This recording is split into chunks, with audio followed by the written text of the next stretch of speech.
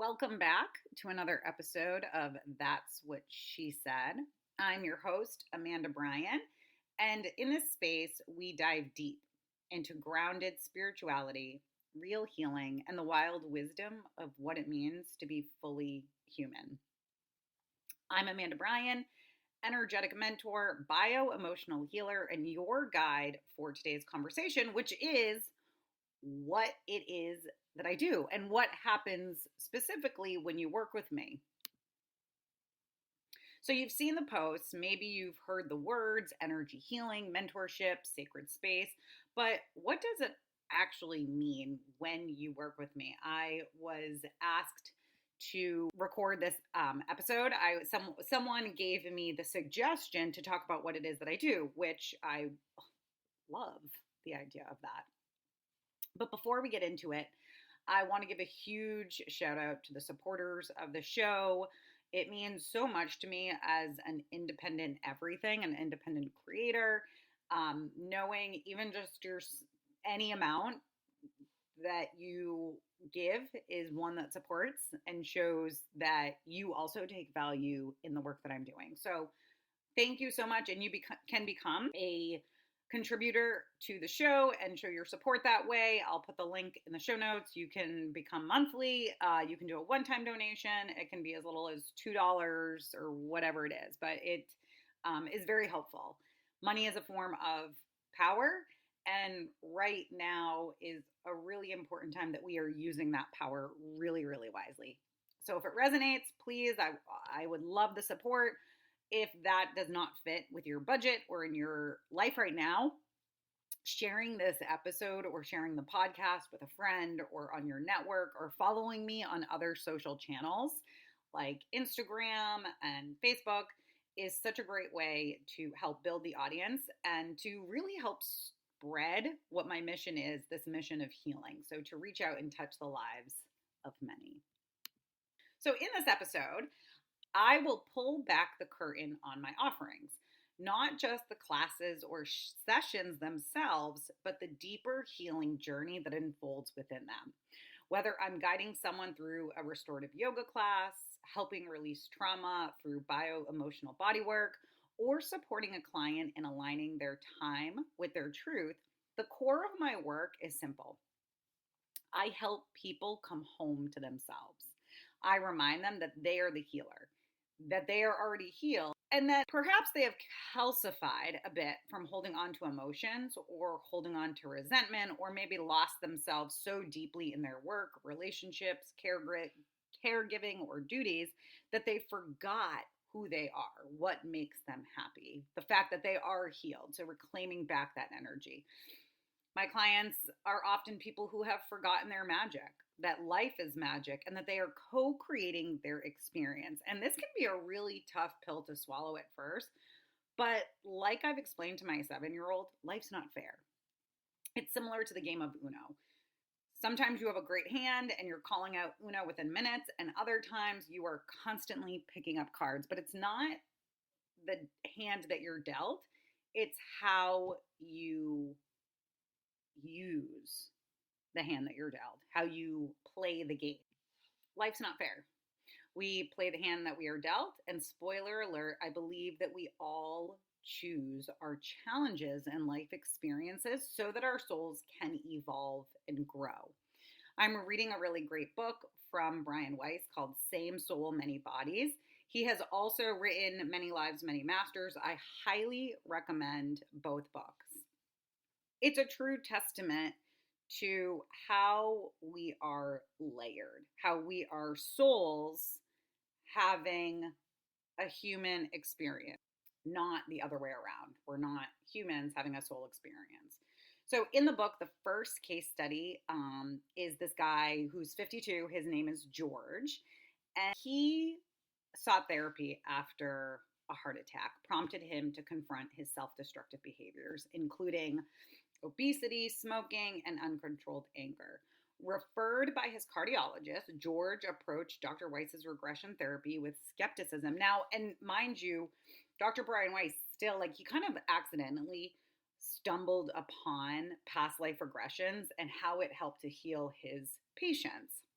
His sessions unveiled a series of past lives where he had been involved in violence and aggression.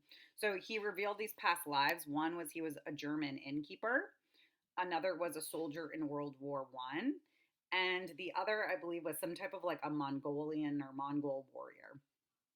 And what these regressions revealed were these reoccurring themes of violence and guilt, highlighting the deep historical roots of George's anger. Through these experiences, George gained insights into the consequences of his actions and the importance of embracing love and compassion over anger. As therapy progressed, George began to cultivate empathy, improve communication, and adopt healthier habits. And even his family acknowledged the positive changes. Part of the energy work that we do, and I've mentioned this in another episode, is that we're always working with very similar energy, that we've had these lessons. So our soul decides to incarnate here, and we have these experiences, and they're meant to educate our soul. So it's like a university. And part of what happens during our lives as being human is we've experienced tragedies. Obviously, we've experienced death. So with each life, we've continued to energetically carry this weight with us. And we're so kind, we even energetically carry the weight of others, um, which is, that's another fun one that I work with my clients. So George's journey illustrates the potential for transformation by recognize and renouncing anger, demonstrating how insights from past lives can facilitate healing and personal growth. Similar to George, I find a lot of people that come to me looking for help, support, guidance, and healing, they're looking for this on a soul level. Even the people that come in just for like a massage end up getting that soul energetic healing. Past lives are often revealed during sessions when I'm working with people, and sometimes multiple past lives in a session, or oftentimes we do healing from this lifetime, but from a childhood wound. So this happens more with my intuitive life coaching clients, or I rather explore them more frequently since I'm working one-on-one with these clients for 6+ sessions. And it's just simply one of the tools in my toolbox. Other times I have someone come in and instantly I start, sensing and picking up on a past life or some type of energetic block they need to heal and or encounter. And I do this through talking to them, through pulling tarot cards, through looking at their birth charts. Really, like, it's very individual and tailored to the individual. But I also want to make this very clear is that I don't have control over what comes up. I can try, I can ask questions, but what's revealed to us is what we're meant to see and hear and experience at the time. So I can open and access the Akashic records, but we're only going to be shown what we're meant to see at that time. And I have tapped into past lives with clients on my table for massage, Reiki, and even in yoga. So if you've ever wondered, what is energy work really? How is massage different when you infuse it with intention and intuition? What is bioemotional healing and why does it matter? And what does it mean to mentor someone through time alignment? So in this episode, we're going to try to touch on all of these things and answer those questions and maybe stir up something inside of you too. In this episode, I also am going to share my personal journey from massage therapist, energetic mentor, how spiritual and nervous system healing intertwine, what actually happens during a session or a class with me, and the story behind my new yoga and healing studio in Southern New Hampshire, which tonight is the first class. So I'm super excited for that. And then lastly, I'll share how you can work with me one-on-one in a group session, maybe at the new studio, or private group healings, or simply just. So again, I've come to the realization that a lot of people don't actually know what I do. So today I want to pull back the curtain and share it all with you. I've been a business owner for over a decade now, and I can still vividly remember the days when I was dreaming of the life I live today.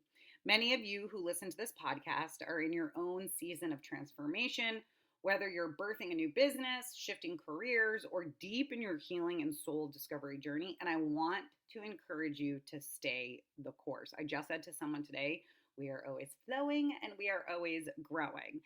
I had a moment last week where I was in the studio and I was cleaning it and getting it prepared. And I was thinking about all of the things that I hadn't done yet and that I wanted to be done before the first opening, the first day that I opened. And it kind of hit me that, like, I'm actually like, I'm going to take other people's input. This is a space for all of us to come together. This is not just my space, though it has selfishly been my space for the last couple months and I've so enjoyed it. But I'm ready to open that space up and to invite others in and to have it be our space.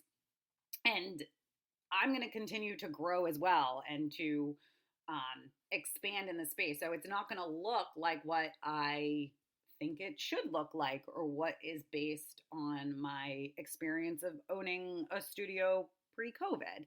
So my point is that the path isn't always easy, but it's absolutely worth it. Over the years, my work myself has evolved.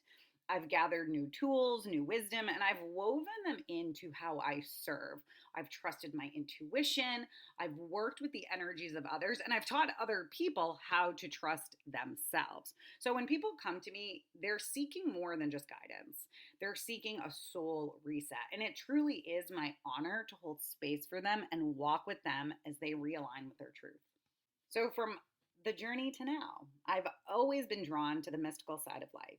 Even as a child, I could feel energy in a way that made me certain I was in communication with something greater than myself. I felt things deeply, sometimes overwhelmingly so. And it's taken years of inner work to understand which emotions were truly mine and which ones I was simply absorbing. And you've heard me say this before, I don't consider myself to have a gift in the traditional sense. I believe that we all have access to this gift, to working with energy, to communicate with energy. It's the we all have the ability to work with energy, to shape it and to shift it, because we are co-creating our experience, our human experience here. Nothing is set in stone. What is the quote unquote gift is being able to drop all of those layers that we've calcified on top of ourselves over the years through heartaches, through abandonment, through rejection, through self sabotage, whatever it's been, we've layered up, we've armored up, we've calcified up.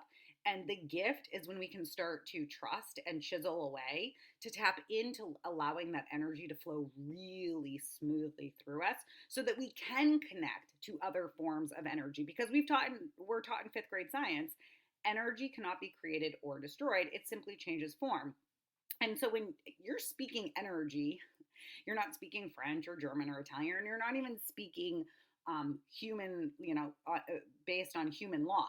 It is a step above that almost. It's outside of the body, that we use the body as a tool to make sense of what it is that we're already connecting to. So I'm probably making it seem way harder than it is. You simply just have to exist and enjoy that human experience and that existence.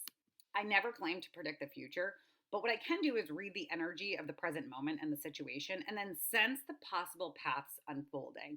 But free will is always going to play a role, and that's the real magic. When I read someone's natal chart, I say that just because this was written in the stars at the time that you were born, it doesn't mean that your free will, like, you're not necessarily going to be these things. So when I'm reading somebody's chart, I ask, does this resonate with you? Oh, this could be, Aries in your first house. You could have a real fiery personality.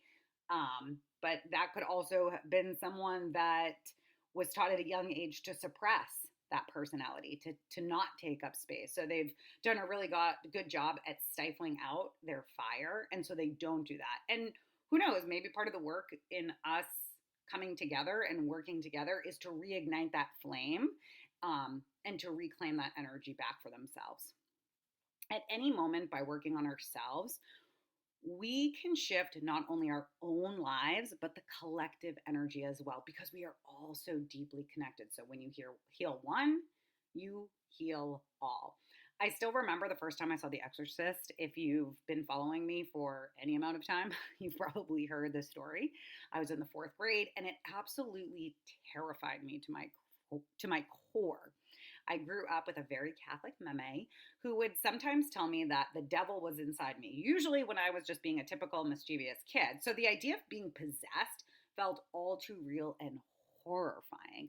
Between her warnings in that movie, I shut that curtain on anything remotely mystical for a little while. And then I remember getting really mad. Like, I was mad that I was so afraid of being possessed. So I would like go in my bathroom, in her bathroom, because we were actually living with her at the time, and shut off all the lights and look in the mirror and say, Bloody Mary, Bloody Mary, Bloody Mary, like, come and get me, right? And nothing happened. And like, I was like, oh, nothing happens. There's nothing to be afraid of. It's the fear itself that takes over us and controls us. So when we liberate ourselves from that fear, it just opens up a world of possibilities. So by middle school, I had this witchy best friend, and we were deep into the mystical world. We would go to psychics, we would try to read each other's minds, we would spend hours talking about the unseen, and it felt like a safe and exciting way to kind of reclaim part of myself that had once been, I was really afraid. As high school and college came around, I got serious. School and work became my grounding forces. But even then, something in me knew where I was headed. I always wanted to be a yoga instructor and massage therapist. It was like this deep inner calling that I've always just wanted to help people. Shortly after college, while working my first corporate job as an administrative assistant at a technology company, I enrolled in massage school. And actually, before massage school, I went to meet with the director, and she said, "You have to go learn Reiki," and gave me the information for John Harvey Gray. I didn't, I flew. I was flowing. She told me to do this, I had never heard of it, so I gave it a shot. And so after I got some Reiki experience under my belt, I enrolled into massage school, and I was busy. I would work during the day, I would bartend on the weekends, and I would take night and weekend classes to earn my massage certification. And around the same time, I was doing my Reiki training. So my hands were waking up to something ancient and familiar. And it wasn't just about a career anymore, it was a return to the energy I'd always known. And eventually, all those passions, yoga, massage, energy work, tarot, started weaving together. But for a long time in my business, I thought I had to keep them separate. I'd compartmentalize everything: massage in one box, Reiki in another, intuitive work in yet another. And I thought that that was what professionalism looked like: keep it clean and keep it clear. But, LOL, not too long ago, I gave myself full permission to blend it all, to let the healer, the intuitive, and the teacher and the guide show up all at once. And that shift really began for me during COVID. I remember having a reading with a woman who was located in South Africa. And this is someone I never would have connected with if the world hadn't gone quiet. In many ways, COVID was a blessing for those of us on the healing path, though as dark as it got. So many of us were sent home and unplugged from the external noise, and suddenly we were all online. We were finding one another, and I was part of this truly beautiful, supportive, soul affirming communities during that time. I was in all sorts of different healing groups. Some people I saw, same person in multiple groups. I mean, it was just this amazing experience of going through COVID with people from all over the world, like-minded people, healers, witches, shamans, sound healers, like everything. It was so incredibly supportive. And I remember how much that shifted me. And that's what I want to take and offer to others. Because COVID marked a really spiritual turning point for me. Oh, did it ever? Because it felt like both an awakening and a dark night of the soul. I was facing an identity crisis, but I was also rediscovering this sacred ancient version of myself. I was receiving virtual healings and diving deep into energy work and feeling more aligned than ever before. And then I had this reading from this woman who I totally respected, and she told me she saw me doing retreats. And I remember thinking, oh my gosh, how are we going to do retreats if we're all at home? Maybe they'll be on Zoom, which some of us did try that. And I did not run my own, but I joined some, and they were fun. There was a lot of energy. And it taught us too that we could experience energy and shift and not be in the same room. That was probably the best gift from having my spiritual awakening at home during COVID. And I knew deep in my bones that this was what I wanted to offer others, a new way of healing, a soul level remembering. Once I emerged from that COVID cocoon, I began to create a business that honored all of who I am so I could help others remember all of who they are too. And as I deepened into my work, I began to notice a clear pattern. My clients weren't just seeking relief from physical tension, they were craving healing on a much more holistic level, especially after COVID. Everything shifted. That time rattled so many of us, and I think we're still feeling the reverberations of it now. It forced people to slow down, to sit with themselves, and to reevaluate what truly mattered. I think COVID illuminated something we often overlook: the importance of our mental, emotional, and spiritual well being. We are so used and accustomed to going to the doctor for our annual checkups, or we go to the dentist every 6 months. But what about our energy? What about our mental health? What about our emotional health, our spiritual hygiene? This is something that we need to be adding into our self care module. I One of the students at the AMTA retreat that I taught said something that has stuck with me, and it was along the lines, I'm paraphrasing here, of massaging the muscles is only 50% of the job. The energy component is the other 50%, and that hit me right in the heart. It affirmed what I've always felt, that true healing happens when we address the full being. So that moment just lit a fire in me, not just to offer this deep work to my clients, but to teach other healers how to integrate it too. So stay on the lookout for more workshops specifically for healers that want to integrate and blend all of these modalities into one offering.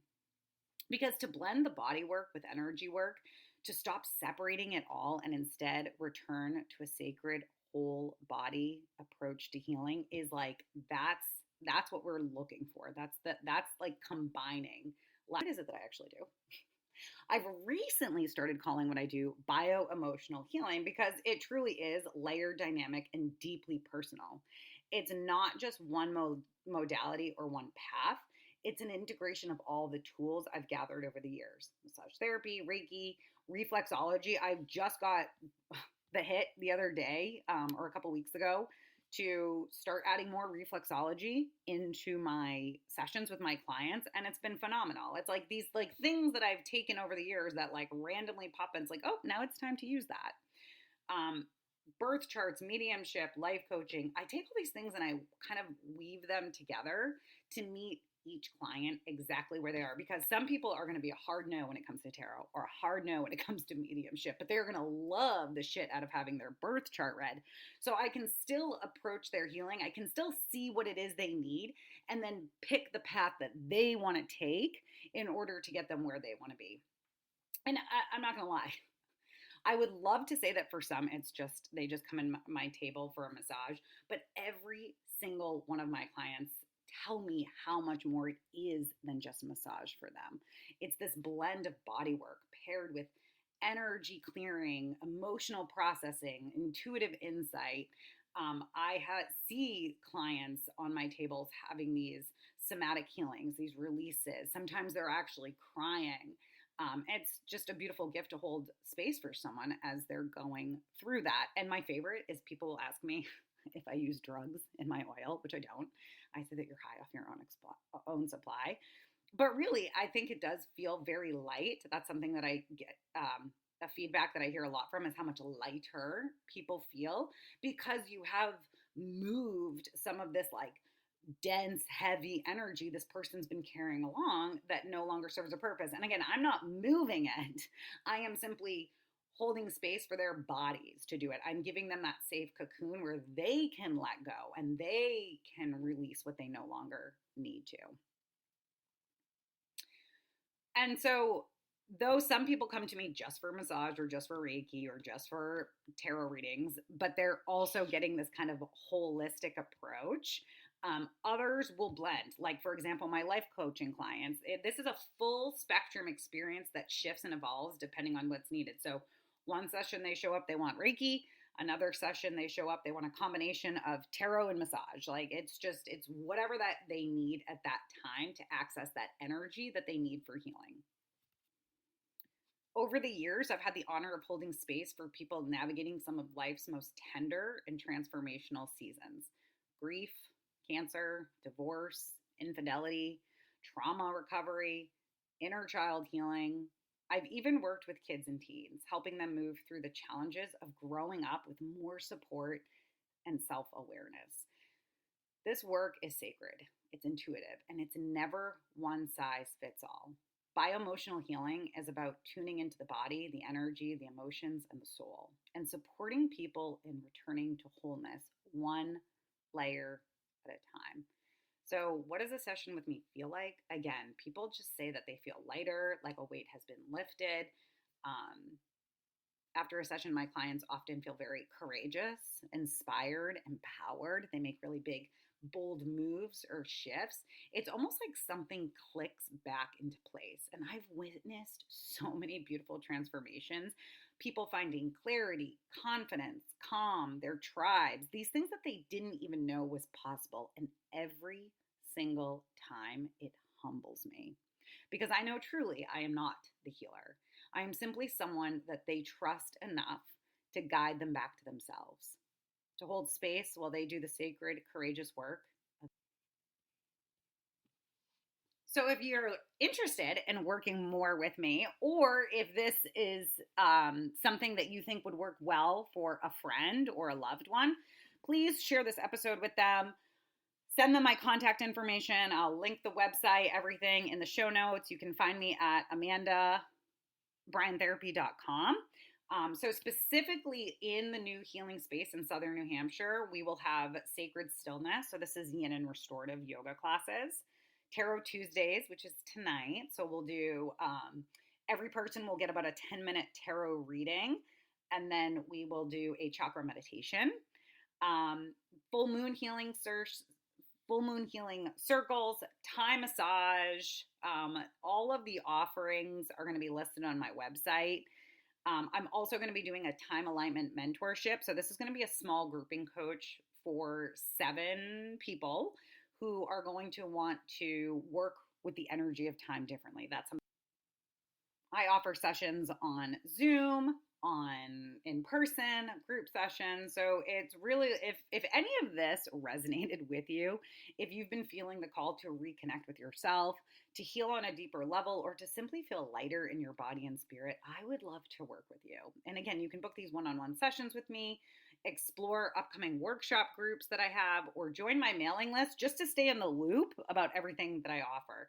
Whether you're seeking that massage, energy work, intuitive guidance, or all of the above, there's a space for you. I am like a spiritual 7-Eleven, a one-stop shop, and I am here to support you on your healing journey. So thank you so much for listening. Until next time, remember, the healing is already within you. And that's what she said.